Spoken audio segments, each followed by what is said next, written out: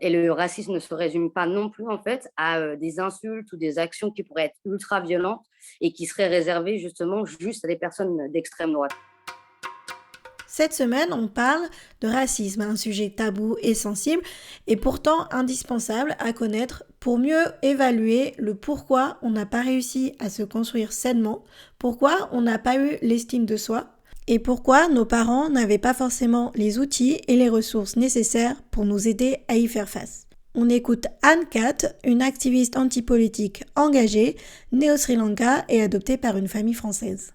On commence tout de suite par qu'est-ce que le racisme ? Souvent, on ne sait pas vraiment ce qu'est le racisme. C'est un mot qu'on balance un petit peu comme ça, mais personne ne sait exactement en fait ce que c'est.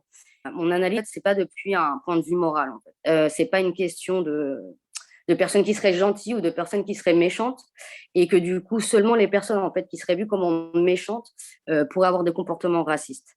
Et le racisme ne se résume pas non plus en fait à des insultes ou des actions qui pourraient être ultra violentes et qui seraient réservées justement juste à des personnes d'extrême droite. Le racisme est présent tout autour de nous dans nos comportements et il n'y a pas besoin d'être d'extrême droite pour être raciste. Dans tes interviews ou dans tes posts, tu mentionnes régulièrement que l'adoption internationale est un système colonial. Peux-tu nous expliquer ? Je voudrais rappeler quelque chose qui est très important. Il n'y a aucune loi qui existe au niveau international ou au niveau local qui explique qu'il y aurait un droit à avoir un enfant.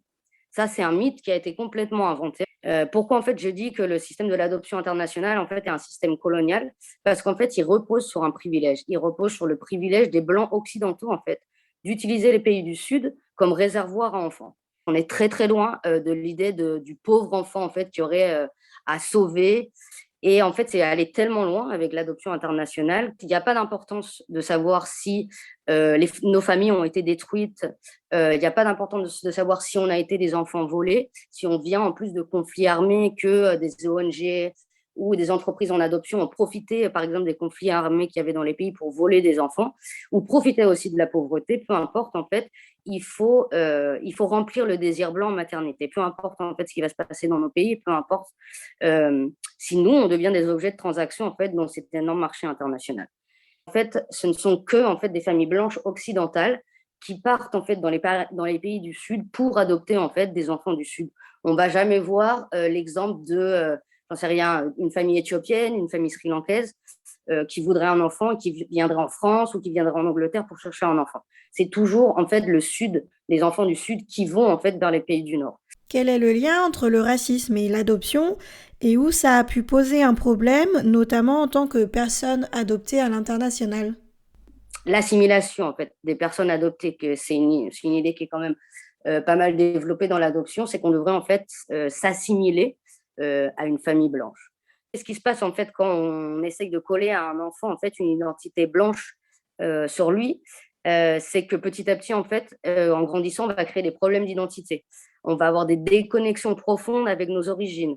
On ne va pas se reconnaître avec notre propre communauté. On va se sentir étranger dans notre propre communauté. Quand on va voyager dans les pays du Sud, on va avoir l'impression d'être complètement à côté de la plaque par rapport à tout ce qu'on avait pu s'imaginer peut-être avant de partir. Et il y a aussi des cas en fait de personnes qui rejettent complètement en fait leur origine et qui ne veulent absolument rien savoir des personnes de leur propre pays en fait. Qu'est-ce qui se passe aussi du fait d'être éduqué dans des familles blanches? C'est que on nous apprend du racisme et du classisme.